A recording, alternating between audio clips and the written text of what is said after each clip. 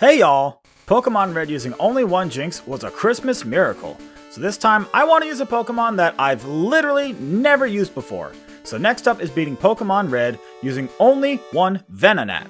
As usual, the rules are I can only use Venonat in battle, and I can't use any items in battle. By the way, if you like this kind of content and want to see more, be sure to subscribe and check out more of the videos on my channel. Venonat is one of those Pokemon that has actually had several appearances in the anime, but most people don't even remember it. That's probably for good reason too.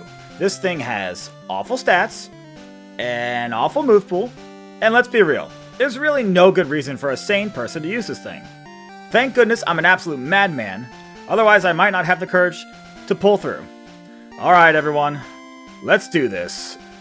Off at Professor Oak's lab, I used the Universal Pokemon Randomizer to replace Bulbasaur with Venonat so that our rival will pick Charmander. And by the end of the game, the rival will have a Charizard. And between Fire Spin and Fire Blast, that's bad news bears for our buggy little buddy. There's nothing clever about our strategy here, we're just going to be relying on good old-fashioned brute force. So in the spirit of that, I decide to nickname our Venonat Au Natural.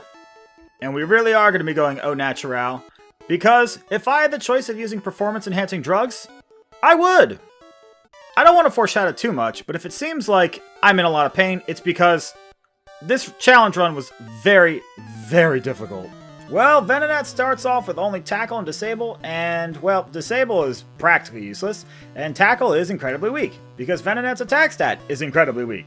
I repeatedly lost the first rival battle with Bubs, and had to reset over and over and over again until we actually won.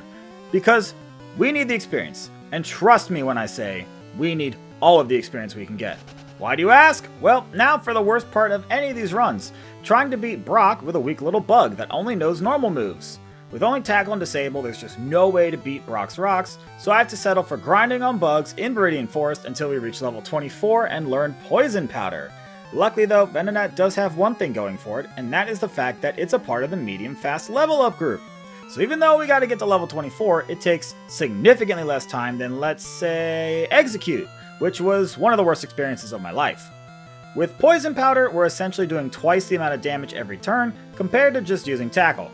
The Brock does have 5 full heals for each of his Pokemon though, so we have to repeatedly proliferate Poison Powders, but eventually we get the job done. It helps that Brock repeatedly went for Bide with Onix, because that's essentially free damage, as long as we avoid attacking him directly during the Bide time, which is not hard. God, if not for Brock, I swear, I could do so many more of these challenge videos in the same amount of time. It's honestly ridiculous. I spend more time beating Brock sometimes than certain challenges in their entirety, and that's not an exaggeration. Well, after beating Brock, we traverse Mount Moon and take on the rival Bubs in Cerulean City. Venonat still has the same moveset as before, and I repeatedly get wrecked by Bubs. I just can't take down his Pidgeotto fast enough to avoid sand attacks, and Venonat keeps missing its moves. How are you gonna have 1,000 eyes and still miss, you little bug-eyed freak? The good news is that having our accuracy lowered means that our attack has been badge boosted super high. So after many attempts, Venonat somehow manages to actually clutch out a win against the Charmander with only 2 HP left. And with that I say, moving on. Misty is up next, and we actually have a relatively easy time with her team. Venonat just learned Leech Life, which is a super weak bug type move, but it's same type attack boosted and also heals a little bit of health. So all in all, Misty goes down without too much trouble. Wow, I didn't expect this battle to go that well. Maybe I'm just super traumatized by that last battle with Bubs, but this was like a breath of fresh air. After Misty, we take on the rival Bubs once again on the SSN, and his Pokemon are stronger than before, but we also have a much better moveset than last time. Finally, some decent moves, right? Psybeam is a pretty great Psychic type move, and Stun Spore helps to slow down annoying Pokemon like Pidgeotto. It also helps that we're level 35, but I swear that's me trying to do minimum battles, and it's just a testament to how awful Venonat is. But even though we're at level 36 going to Lieutenant Surge, our buggy little boy is barely doing any damage. Even with Psybeam, his Pokemon aren't a 2-hit KO, and Raichu spends a ton of time wasting time, but even so, we barely hang on for a very narrow victory. This wasn't even the first time I tried this battle, and it's not a problem exclusive to gym battles. Every trainer is a struggle for this buggle. By the time we traverse Rock Tunnel and reach the rival Bubs at the Pokemon Tower in Lavender Town, Venonat finally has learned Sleep Powder. And often in these runs when a Pokemon learns Sleep Powder, it almost feels like a cheat code, but here it's 100% necessary. Venonat is almost level 40 and it's struggling to beat Pokemon in their mid-20s, so you'll forgive me if I immediately click Sleep Powder here against Bubs, as often as possible. Otherwise, this video would take a full month to put out, and I don't want to have to get Venonat up to level 60 just to beat a level 25 Charmeleon. Well, after that, I head straight for Celadon City to take on the gym leader Erica. This battle's actually pretty easy, mostly because Poison is weak to Bug for whatever reason in this game, so Leech Life is actually double super effective against her Victory Bell and her Vileplume. Wow, I had contemplated removing Leech Life for a while, but I'm glad I kept it until Erica. I mean, yeah, we have Psybeam, and I also could have taught Psychic, but the healing factor from Leech Life, despite the fact we resist Grass, is incomparable. Speaking of healing factor, Erica gave us the TM for Mega Drain and Venonat can actually learn it, and just in time for Giovanni. I replaced Stun Spore, since Sleep Powder is already broken enough as it is, and Mega Drain makes quick work of his 2 rock types, and Venonat is able to handle the Kangaskhan because it goes for Rage instead of Comet Punch. But hey, when the stars align, you shoot your shot, and you don't complain. Next up is Koga at the Poison Gym, and despite the fact that we grabbed the TM for Psychic from Saffron City, this one is still a tough time. Sleep Powder is only 75% accurate, and when you're relying on hitting multiple in a single battle, it's very unreliable.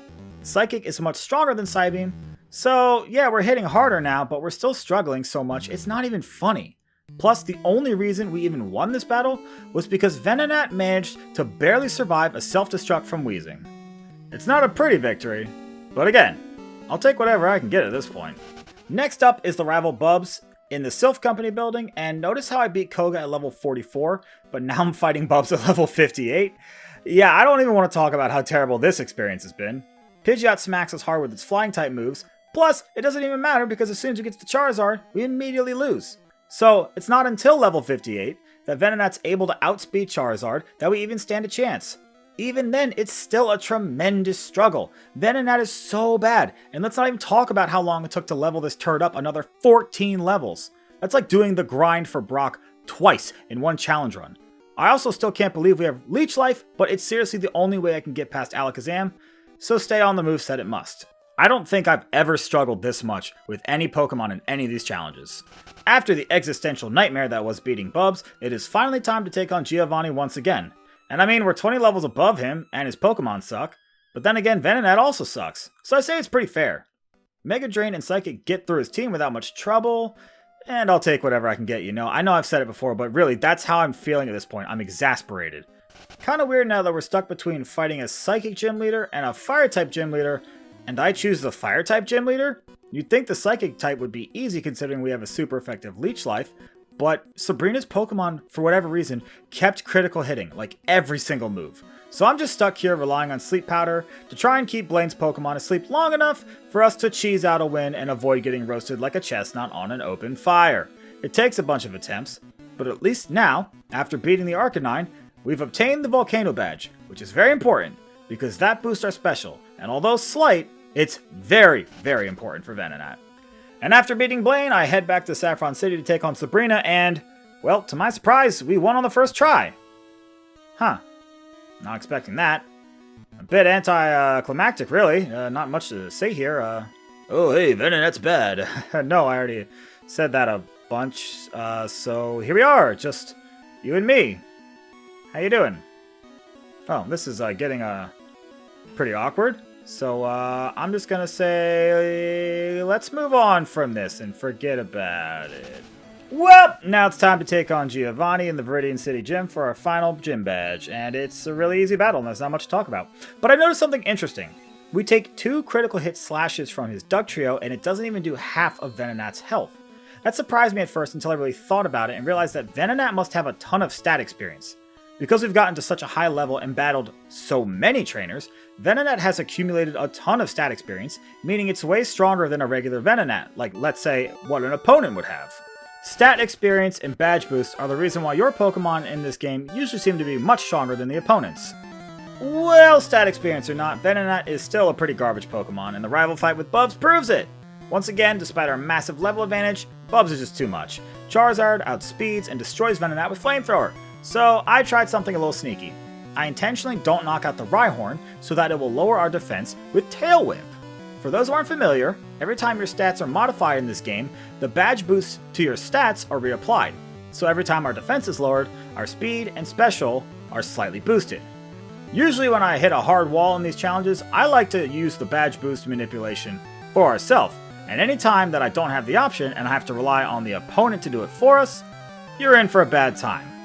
Anytime you have to rely on the opponent's wonky AI to do anything in this game, you're definitely asking for trouble. So now that we've taken a couple of tail whips, Venonat is finally faster than Charizard and can survive a flamethrower, which is perfect because by the time we actually get there, even though we outspeed, we miss our first sleep powder and Charizard roasts our little chestnut with an otherwise lethal flamethrower. Well, here are the stats going into Elite 4, and not much to speak of. And the moveset's the same as we've had for a pretty long time, because there's not much to choose from. First up is Elite 4 Lorelei, and I tried this battle a couple times, and just right away became apparent it was not possible with the current moveset. We just do next to no damage, and we get taken out very quickly. So right away, I decided to replace Leech Life with Mimic. It's been real Leech Life, but I can't keep you around anymore. And like we've seen before on this channel, the goal here is to get to the Slowbro while taking as little damage as possible. That way, we can use Mimic to copy Amnesia. Now that we have Amnesia, we can maximize our special stat and finally stand a chance of doing some kind of damage against Lorelei's especially bulky Pokemon. And once we're fully boosted, Mega Drain actually does decent damage and also has the added benefit of keeping our health pretty high, which is great because otherwise it's possible we'd still lose this one, on account of the fact that Body Slam likes to paralyze and Confuse Ray likes to confuse. Despite the fact that Venonat sucks a bag of eggs, it decides to hold on and pull through so we can win this first battle and move on with our lives because I'm starting to lose my sanity. If we had that much trouble with Lorelei, I am not looking forward to Agatha. But before Agatha, next up is Bruno. And like with Lorelei, the key to Bruno is using Mimic to allow us to badge boost our stats. Thankfully, Bruno leads off with an Onix that knows Harden and not much else, so we can copy that right away. And now it's time for us to get hard. Terrible phrasing, I know, but the point remains the same. While the defense boosts aren't all that important, the badge boosts to special help move the battle along a little bit quicker. Plus, there is actually a chance that Hitmonchan comes out and freezes us with Ice Punch. It's a slim chance, but a chance nonetheless, and we can't take any chances with our buggy little boy. Well, with Bruno down, next up is Agatha, and in preparation, I restore our PP for Psychic and Mimic. I actually expected to have to mimic Dream Eater from Gengar so we could do big Psychic type damage while also restoring our HP, because her Pokemon are all Poison type and they resist Mega Drain, which doesn't do that much damage anyways. But then again, once I got into the battle, for whatever reason, I just decided to try out a Psychic and see how much damage it did, and it did so much that I just kept clicking Psychic, and her Pokemon kept fainting. While I'm sure this is not the optimal strategy, when it comes to these challenge runs, you never mess with a good thing. Logic goes out the window when you've spent hours upon hours grinding up a stupid bug to try to beat this dang game, and honestly, this was a surprisingly easy Agatha battle, all things considered, but I'll take it. And despite how horrible and how terrible Venonat is, I can't say that often about Agatha. Usually, I don't win on the first try. So the fact that we've made it past on the very first try is nothing short of miraculous. Well, next up is the final Elite Four member Lance, and right away I use a rare candy to reset our experience so that we don't level up during the battle. We'll be using Badge Boost here, and for those that are uninitiated or have just forgotten, leveling up during a battle resets your additional Badge Boost.